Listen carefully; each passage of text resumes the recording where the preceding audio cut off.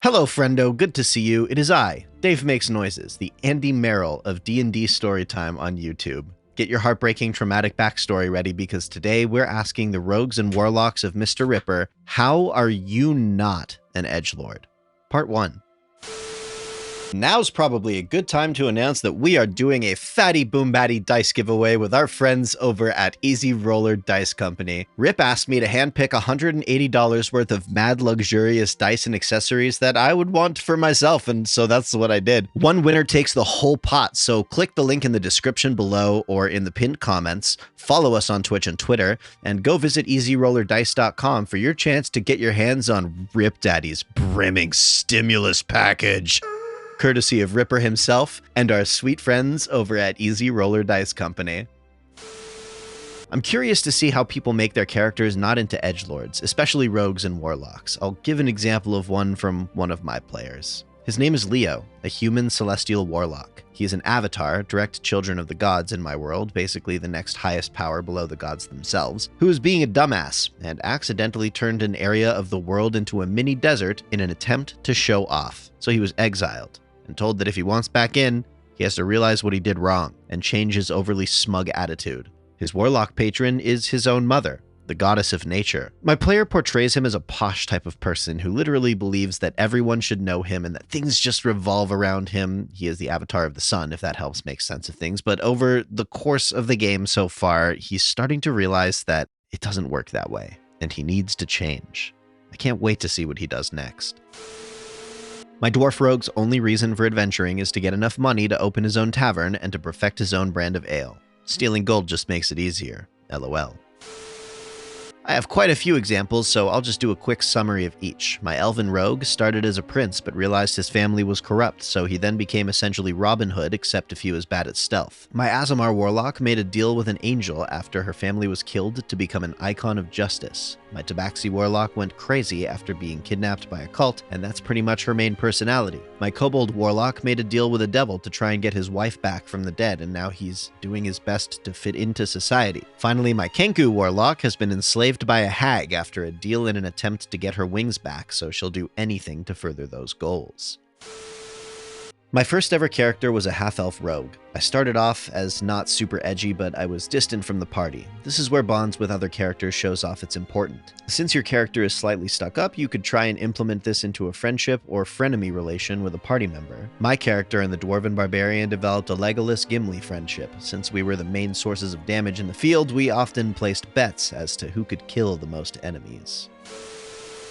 Well, I guess because my character doesn't know they are a warlock. Scraps Meadowjumper is just a Korgan explorer, homebrew Corgi race, who was wandering through the woods in search of firewood on one of his longer expositions and found an ancient ruin that just so happened to house a blade holding the soul of a dead god of vengeance named Vogue Laramane. When Scraps held the blade, both him and Vogue became bound, making it to where no one else could wield it, so he had to make the best of the situation, promising Scraps great power and magic if he would help him recreate his body and return him to his true form. Scraps asked if he could make potatoes for him, to which Vogue begrudgingly said yes. And now they travel together, this small former Korgan explorer turned hexblade and a longsword of unspeakable evil. It's hard to tell whether Vogue gets annoyed to all hell or is slowly starting to come around to Scraps, but for now, Scraps uses Vogue however he can, not just in combat, but also for things such as to gnaw on, cutting paper, or spreading peanut butter. Vogue: I am the blood of the world's rage, the wrath of devils melted into a blade, one built to cleave the wings of angels and fell the servants of deities. I will be reborn and bestow my retribution upon... Scraps! Stop using me to spread peanut butter! But it's lunchtime! I am a demonic sword of vengeance forged from the spirit of my divine form. I am not a damn butter knife. Oh, butter! Good idea! Kobold Rogue. Someone who's trying to get a hoard of gold for his clan that exiled him. Archfey Pact of the Chain Warlock. Elf whose parents gave up his servitude to an Archfey in order to save his life, and his familiar is a pseudo-dragon. Great Old One Pact of the Blade Warlock. A lost explorer who stumbled upon the blade which had a trapped Old One inside, and he's a snob and doesn't know about a lot of things, so he's highly intrigued by things poor people use. My warlock, Tiffany, has a backstory that you would think would make her an edge lady. I swear I generated it with Xanathar's guide and tweaked the results to fit the setting. She grew up an orphan and was inducted to her patron's order as a child thanks to her being kind to one of her patron's familiars, a crow. Shortly before the game started, her lover was killed by an attack from Drow, too. The reason she isn't Edge Lady, though, is hope and optimism, combined with a kind nature.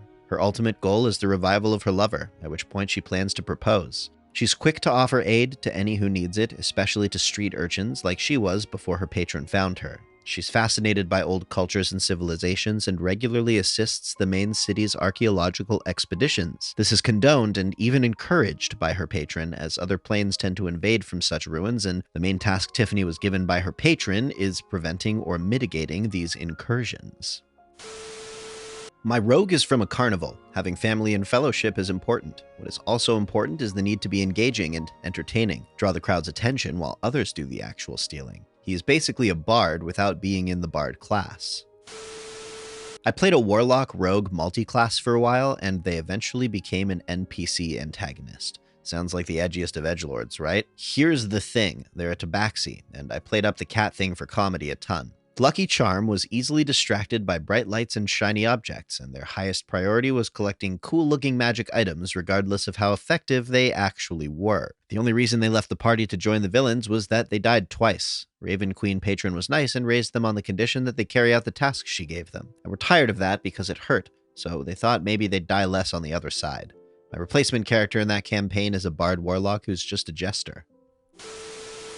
My drow warlock started off as pure edge, kept the edgy aesthetic for the whole campaign, but slowly grew to care for his adventuring companions. My human rogue, but mainly sorcerer and also a little bit of wizard, soon to add bard, is actually fairly colorful. He's a wildcard rogue from the Runeterra content that was briefly on D&D Beyond, plus will magic sorcerer plus divination wizard. His whole thing is manipulating the odds, and he does it with style. My favorite character I have played to date, Baldur Kueven. Goliath Divine Soul, Pact of the Blade Warlock.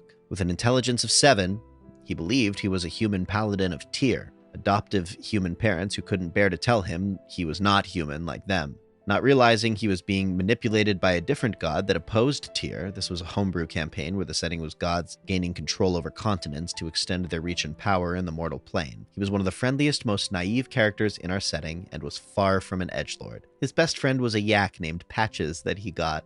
I love Patches. Bozique Funt. He's a blue dragonborn.